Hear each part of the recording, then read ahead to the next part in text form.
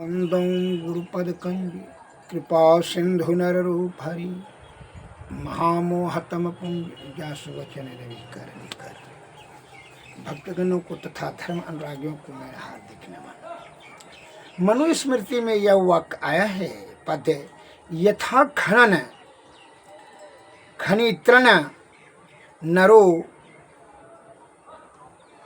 वार्य धिगच्छति तथा गुरुगताम विद्याम शुश्रूषधि गच्छति। अर्थात जैसे कुदाली से खोदते खोदते मनुष्य जल पाता है, उसी प्रकार गुरु की सेवा शुश्रूषा करते करते शिष्य गुरु की संपूर्ण विद्या प्राप्त को पाता है, अर्थात पा लेता है। जैसे कुदाल से खोदते खोदते जो है मनुष्य जल प्राप्त करता है कुआं खोद करके, उसी प्रकार गुरु का सेवा शुश्रूषा तहे दिल से निष्कपट और निश्चल और पूर्ण श्रद्धा और पूर्ण विश्वास के साथ सेवा करते करते उनकी संपूर्ण विद्याएं प्राप्त कर लेते हैं। इसलिए और जब वो संपूर्ण विद्याएं प्राप्त कर लेते हैं तो वह ये सुयोग्य हो जाता है कि जो है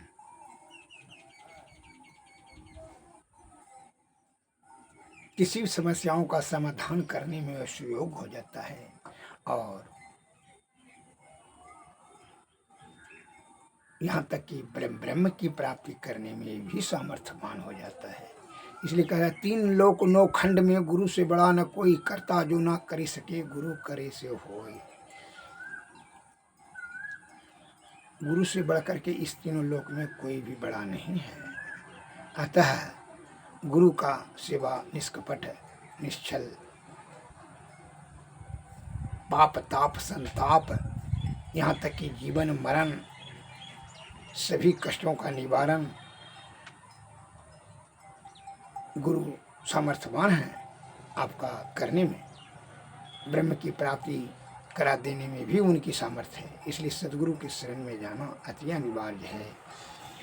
इसलिए गोस्वामी तुलसीदास जी ने रामायण में वर्णन करते हुए श्री गुरु पद नख मणि गण ज्योति सुमरत दिव्य दृष्टि होती। गुरु का चरण का पद का नख का ध्यान करें तो क्या उसी में मणि के समान प्रकाशमान हो, वही प्रकाश के सहारे से आप ब्रह्म की ओर बढ़ेंगे। श्री सद्गुरु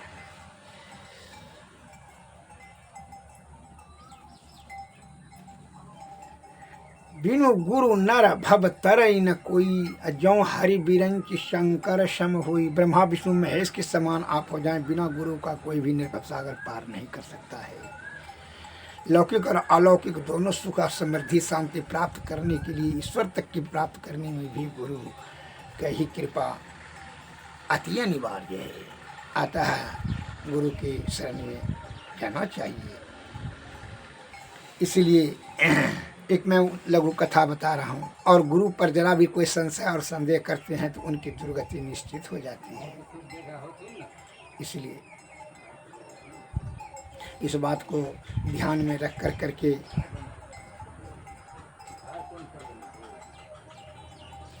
और पूर्ण विश्वास और श्रद्धा के साथ गुरु का जो है वचनों का अमल करना चाहिए। जैसे चंदन के वृक्ष के निकट में जो भी वृक्ष रहता है वह खुशबू उसमें ऑब्जर्व होने लगता है, खुशबू शोषण करने लगता है और खुशबू से महकने लगता है चंदन के समान। लेकिन एक बांस ऐसा है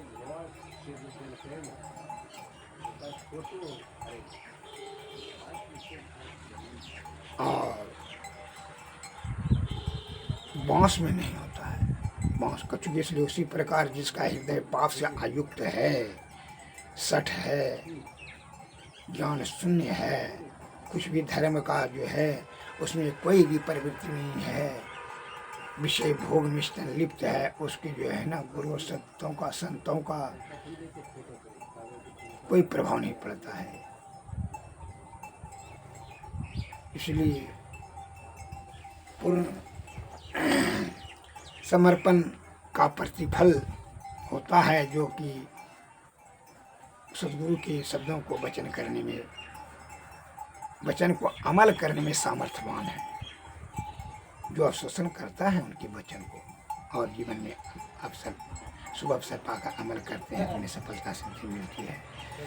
आज आपको एक उदाहरण देता हूँ। निजामुद्दीन दिल्ली में जो है हजरत निजामुद्दीन नाम करके एक रेलवे स्टेशन बना है, लेकिन बड़े बड़े राजा महाराजा बहुत बड़े से हुए, लेकिन उनका कोई जो है नाम नहीं हुआ। लेकिन जो फ़कीर था हजरत निजामुद्दीन साहब, उसके नाम से पड़ा, इसलिए क्योंकि वह जो है पहुँचे हुए संत थे। उनके जो है ब्रह्म शक्ति प्राप्त कर लिए थे।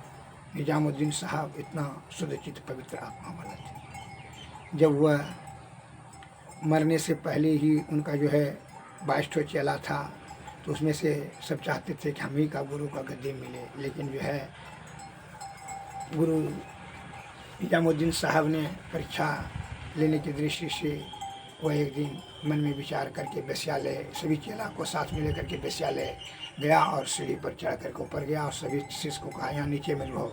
दो महला पर चढ़ गया वेश्या पर, और वेश्या उसको पहचानती थी कि ये तो निजामुद्दीन साहब हैं, फ़कीर पहुँचे हुए संत हैं। बड़ा उनका स्वागत किए। कहा निजामुद्दीन साहब ने कि रोटी दाल का व्यवस्था करो और बोतल में शरबत लाओ। तो वेश्या ने अपने नोड़ी से ललवाए, तो सभी चेला नीचे में देखा कि झाँप कर करके ले गए, तो है जो है वहाँ निजामुद्दीन साहब गुरु जो है वेश्या के यहाँ आकर के देखिए चखना खाता है, दारू पीता है, बोतल में शरबत जो ले गया उसको अर्थ अलग लगा के, और वेश्या के यहाँ वेश्यागमन करता है, ये बढ़िया नहीं है। ऐसा निंदा करते हुए गुरु का ही संदेह करे, गुरु पर संदेह करता है, करते हुए बहुत से सब चला भाग गया। लेकिन एक ठो ही जो है रहा, जो अमीर खुसरो, जो वह नहीं भागा। तो रात में जब निजामुद्दीन साहब उतरे गमला पर से, कहा कि आप गए नहीं, सबसे चला गया, हम लेकिन कहाँ जाएंगे। क्योंकि उन्होंने गुरु निजामुद्दीन साहब ने कहा तो आपको क्यों रह गए। क्योंकि आपके ऊपर किसी प्रकार का मुझे कोई संदेह नहीं है, आपको छोड़ करके हमको कहीं कुछ नज़र ही नहीं आ रहा है। आप ही हमारा संसार है, आप हमको हमारे मन और मस्तिष्क में समाये हुए हैं। अतः आपका किसी संदेह का कोई हमको कारण ही नजर नहीं आ रहा है। फिर वेश्या के यहाँ है तो संदेह नहीं, क्योंकि कोई संदेह नहीं, हम जानते हैं। इसलिए कि आप ऐसे महान पवित्र आत्मा, जहाँ भी जाएंगे वहाँ सत्य का खुशबू ही फैलेगा, और जो असत्य और सशंकित है मन मस्तिष्क है वह उसकी ठहराव नहीं रहेगा, उसको संदेह होगा, पाप मन में विराजमान हो जाएगा। इसलिए वो भाग गया। हमको किसी प्रकार का कोई भी पाप ताप संताप आपके बारे में कोई भी कोई विचार नहीं उत्पन्न हुआ। निजामुद्दीन साहब इस प्रकार सुन कर करके उनको गले से लगा लिया और कहा उन्हीं को जो है अमीर खुसरो को ही अपना राजगद्दी दिए, श्री सदगुरु महाराज जी। और जो संदेह युक्त होता है उनका मैं एक उपमा देता हूँ। एक महात्मा जी के पास एक चेला जो है वह अपने गुरु से जाकर निवेदन किया, गुरुदेव हम माँ का दर्शन करना चाहते हैं, अतः हमको माँ से भेंट करने के लिए आप आज्ञा देने का कृपा करें। तो महात्मा जी ने कुछ देर चुप होकर के कहा, नहीं अभी उचित समय नहीं है, जाना उचित नहीं होगा, इसलिए आप समय अभी विपरीत है। कहा नहीं गुरुदेव, जाने का प्रबल इच्छा चारों बगल है। टिप टिप बारिश हो रही थी, निरंतर बारिश हो ही रही थी, और जो सावन भादों का दिन, हर जगह पानी ही पानी। तो अंधर तूफान और बारिश सब तो गुरु महाराज ने कहा महात्मा जी ने कि जाना उचित नहीं है। कहने गुरुदेव आप जो कृपा करके हमको अंतिम दर्शन के लिए मौका देना परम जरूरी है, परम आवश्यकता है। आप कृपा करके हमको आज्ञा दे ही दीजिए।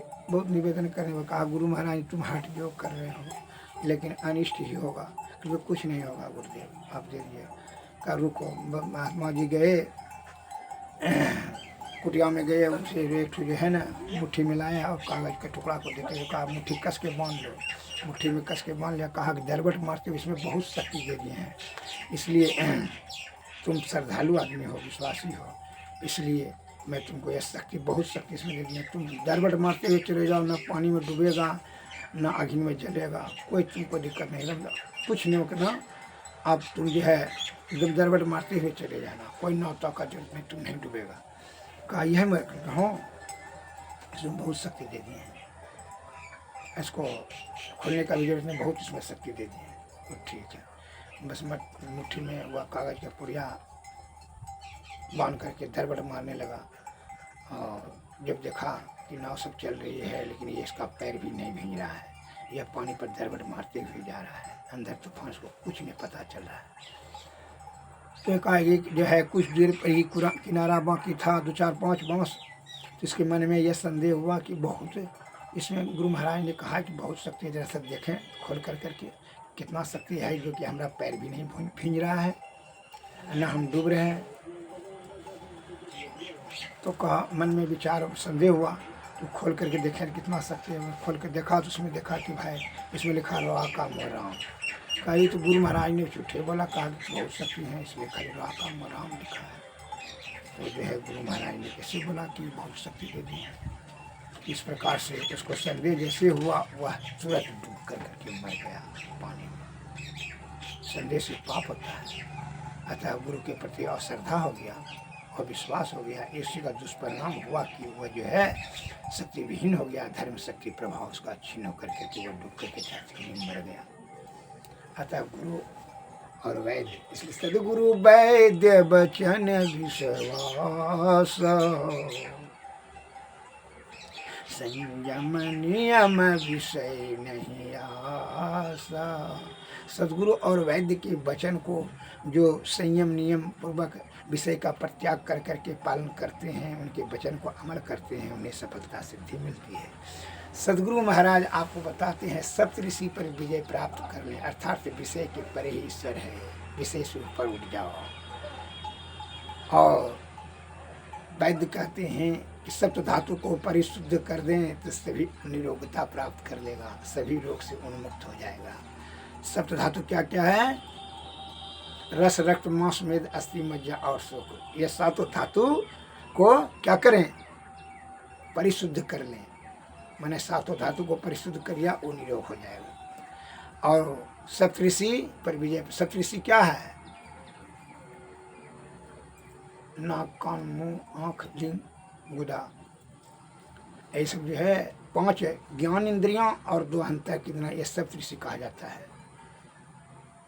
5 ज्ञान इंद्रियां और 2 अंतःकरण, 5 2 7, 2 अंतःकरण इंद्रियां मन और अहंकार। ज्ञान इंद्रियां आँख, नाक, मुंह, त्वचा, स्पर्श जिसको कहते हैं, कान जो सुनने की, और जीवा रस स्वाद, ये 5 इंद्रियां ज्ञान इंद्रियां और मन और अहंकार, ये दोनों सातों 5 2 7, ये सातों पर जब विजय प्राप्त कर ले उसे ही सप्तऋषि कहा जाता है। जैसे कान से सुन रहे हैं, गाली दे रहे हैं, आशीर्वाद रहे हैं, मीठा वचन बोले, कुवचन बोले, ऐसे कोई प्रतिक्रिया आपको नहीं हो रहा है, तो समझ लीजिए कि आप ऋषि हुए।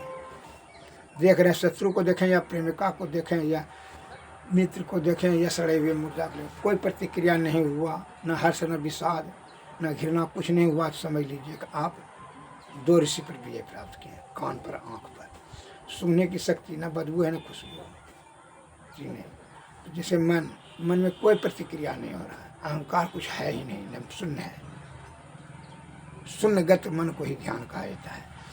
अब जैसे जीवा का स्वाद, हम खा रहे हैं तो कोई हमको स्वाद नहीं आ रहा है, तीता, खट्टा, कसा में सब कुछ नहीं आ रहा है। छू रहे हैं तो हमको कोई स्पर्श का कोई अनुभूति नहीं हो रही है। उसी कहता है यह 5 ज्ञान इंद्रियां और दो मन और अहंकार, ये 5 जो 7 ये सप्त ऋषि के जो विजय प्राप्त से महर्षि कहते हैं। कहा यह 5 ज्ञान इंद्रियां का मर्द जो है मन है, और मन ने ही आपको पाप के रास्ता में धकेलता है, उसी से उत्पात पतन करता है, पतन की ओर ले जाता है। इसलिए हमारे गुरु महाराज ने कहा कि मन को पहले निग्रह करें, संयम में करें। श्री सर गुरु यह जो है आप समझ लिए, गुरु पर संदेह करने का दुर्गति क्या हुआ, जीवन लीला उसका समाप्त हो गया। अतः आप गुरु की महत्ता इसमें भी जान सकते हैं कि द्रोणाचार्य ने जब एकलव्य को जाति पाति ग्राम से भगा दिया तो उन्होंने पूरी निष्ठा और पूर्ण भक्ति और श्रद्धा युक्त होकर उनका मूर्ति प्रतिमा बना करके उनका जब श्रद्धा से पूजन कर करके सीखा तो वह क्या हुआ, वह सर्वश्रेष्ठ धनधारी हुआ। बिना श्रद्धा से सिद्धि नहीं होता है। इसलिए 3 लोक 9 खंड में गुरु से बड़ा न कोई, करता सो जो न करी सके गुरु करे सो होए। इसलिए गुरु की प्रशंसा करते हुए स्वामी महर्षि मरी प्रेमानंद जी के वाणी में आया है, अति पावन गुरु मंत्र मन ही मन जाप जपोप, कारी गुरु रूप मानस ध्यान थपो, देवी देव समस्त पुरन ब्रह्म परम प्रभु, गुरु में करे निवास कहते हैं संत सबू, प्रभु से गुरु अधिक जगत विख्यात है, बिन गुरु प्रभु नहीं मिले यद्यपि घट माही रहे, और माही प्रभु गुप्त अंधेरा छाड़ी रहे, गुरु गुर करत प्रकाश प्रभु को प्रत्यक्ष लहे, हरदम प्रभु रहे कबहु भव दुख न टरे, भव दुख गुरु दे टारी सकल जय जयति करे, तन मन धन को अर्पी गुरुपद सेव करो, मैं ही यज्ञ पालि दुसतर भव सुख से तरो, अति पावन गुरु मंत्र मन ही मन जाप जपो। श्री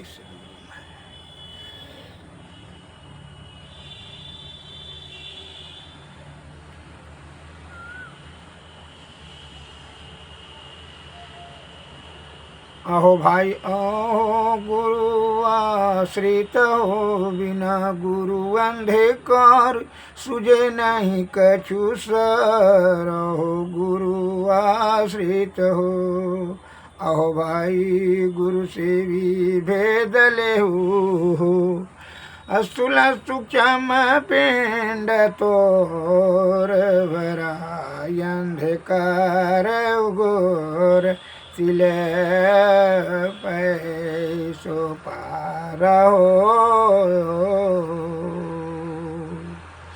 अहो भाई ब्रह्म ज्योति पार करो, कमल सहस्र दल ज्योति करे, झलमल त्रिकुटी से सूर्य उगे हो, अहो भाई अहो गुरु आश्रित हो, बिना गुरु अंधकार सुझे नहीं कछु सर, अहो गुरु आश्रित हो, अहो भाई ज्योति छाड़ी गौ शब्द हो गयो हिले अनुपधुन, टपो सुन महासुन भेवा गफऊँ टपू अहो भाई शब्द में सूरत मेली हो ब्रह्मांड ही पार हो सत में समाय रहो भवना पाऊ पुण्य हो अहो भाई गुरु वेद गुप्त यही हो गुरु सेवे जन सोई हो सतपद पावे सोई महीना दो सरल हो सत आओ भाई हो गुरु आश्रित बिना गुरु यंद कर सुझे नहीं कछु सा। श्री सद्गुरु महाराज की जय। श्री सद्गुरु महाराज की